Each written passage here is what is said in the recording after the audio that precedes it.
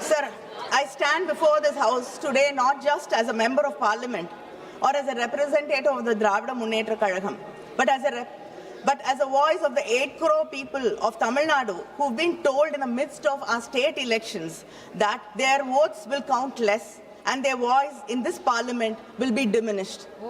And furthermore, it's really shocking that yesterday we are discussing the bill here.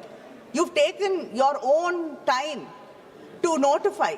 And yesterday, when you've called us here, we are discussing the bill here, and then what is the need and what is the necessity to notify it yesterday? What is the meaning? What is the respect you have for this House? Sir, the government has introduced 3 bills in this special session, called in haste and time to disrupt the ongoing elections in my state and many states. And I raised to oppose these bills on the behalf of my party and my state. Let me start by saying that these 3 bills, disguised as if they are in support of the reservation of women, constitute the single greatest assault on Indian federal structure. Let me begin at the beginning, because this government always counts on the public not knowing the history. The history of the delimitation in India is at its heart the history of a promise made by the Parliament to the people of the southern states, Tamil Nadu, Kerala, Karnataka, Andhra Pradesh and Telangana. 5 states which have resisted the onslaught of the Bharatiya Janata Party and have stood out as role models for inclusive development. The delimitation process began in 1952, soon after the Republic was founded. It was a constitutional solution to a demographic problem. How to balance the population growth with fair representation. All of us abided by the constitutional suggestions in Article 82 and 170. By 1973, when the Third Delimitation Commission had completed its work, there was a push for population control also. This national population policy was brought across the country to contain the growing demographic population, and it was exploding actually. So the first freeze on delimitation took place in 1976. This was fixed for a period of 25 years based on the 1971 census. Let us not forget that it was the Congress government, Madam Indira Gandhi's government, that recognized this issue and brought the bill. In the 1976 42nd Amendment, Parliament froze the total number of Lok Sabha seats to 543. This freeze was not a technical detail. It was a constitutional compact, a promise made to every family in India and South India that compliance with objectives of the national policy would not cost them their political voice. Over time, Southern India, Tamil Nadu, Kerala, Karnataka and Andhra had begun to invest in schools, hospitals, women's health. We listened to the union government's repeated call to control our population. We complied. Our fertility rates fell. Our families became smaller.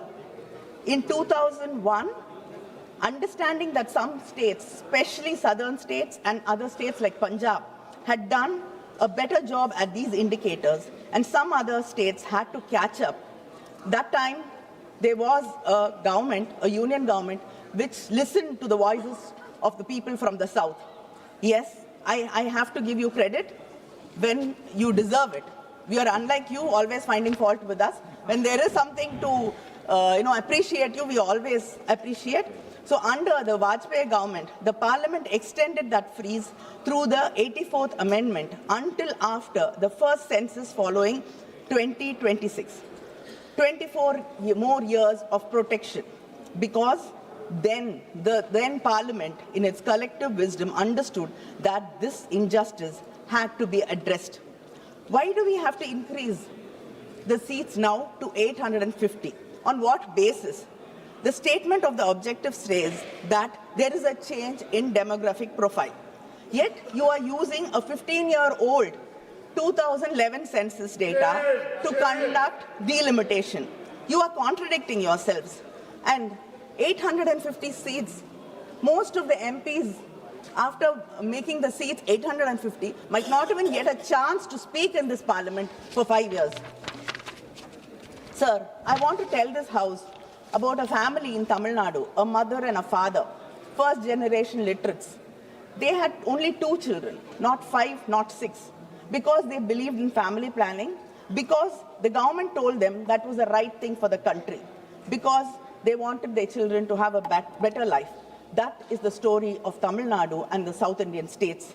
Today, Tamil Nadu's total fertility rate is 1.6, lower than France, lower than Australia, lower than United States, your friends. We have completed what the demographers call a demographic transition. Our population is stable. Our women are educated. By every measure of human development, Tamil Nadu is a success story the country has to be proud of. But what does this government say to that family in Tamil Nadu? It says, sorry, you made a wrong choice. You made a mistake by listening to us. You made a mistake by listening to this, because you cared about this country, because you put the country first. You have to suffer. We are going to reduce your representation. Uttar Pradesh's population has grown by 120% since 1971. Tamil Nadu's only by 15%. And contrary to what the Home Minister said yesterday, Clause 4 of the Delimitation Bill clearly states that the allocations of seats will be on the basis of the latest census figures. The Home Minister says one thing, the bill says another thing. Now, the latest available census is 2011.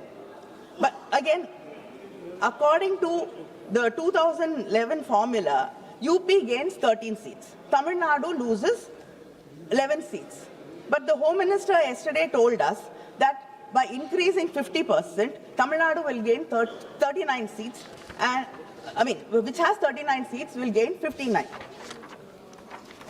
Sir, our ideological leader Periyar taught us, justice is not giving every person the same thing. Justice is giving every person what they need and what they deserve. But unfortunately, your government thinks what it needs and what it deserves is what the whole nation deserves and what the whole nation needs. Other than this, let me state 2 critical legal issues present in the bill. The Constitution Bill says that the delimitation will be based on such census as Parliament may by law determine. This is vague and leaves everything open. This literally means that whichever party has a majority in Parliament gets to decide which census it is used to draw the electoral map of this country. Today, you might choose 2011. Tomorrow, you can choose 31. And day after, it can be 1991. This shows a non-application of mind or a mind determined to push its own agenda on this country. Second, the Delimitation Commission will be chaired by a retired Supreme Court judge, appointed entirely by the Union government, with no consultation with the Chief Justice of India, no consultation with any state government, and no parliamentary confirmation. As per Clause 5 of the Delimitation Bill, the states get so-called associate members, 5 MPs and 5 MLAs, who are not allowed to vote, who are not allowed to sign the Commission's decisions, not allowed to do anything except sit and watch from the wings. The Home Minister said 50% increase across the state. I want to know what happens when the Delimitation Commission does not agree to the Home Minister's suggestion.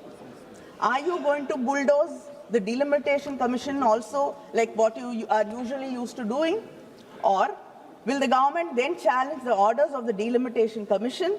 Because the Clause 10 of the Delimitation Bill 2026 says, after the publication of the orders by the Delimitation Commission, these orders cannot be questioned in any court. Where should we go seeking for fair delimitation in such a situation?